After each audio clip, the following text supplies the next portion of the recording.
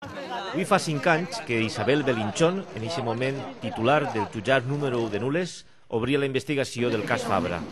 8 jutges i 4 fiscals després, el president de la Diputació de Castelló encara no ha respost davant la justícia pels presumptes delictes de suborn, prevaricació, tràfic d'influències i delictes contra la salut pública.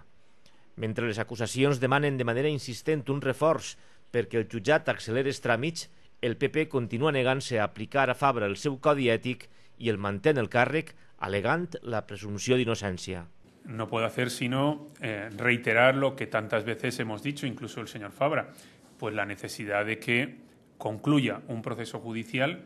que es de justicia, que deba concluir por el tiempo que lleva ya más que excedido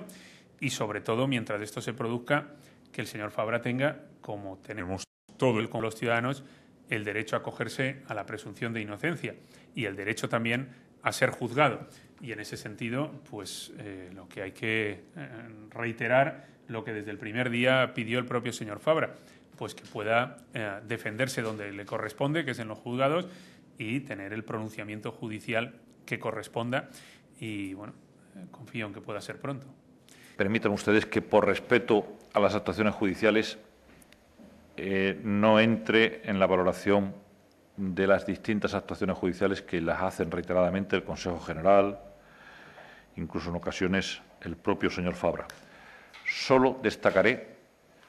que los municipios de Castellón son los más atrasados en acogerse al proyecto de ayudas municipales. En una provincia en la que el señor Fabra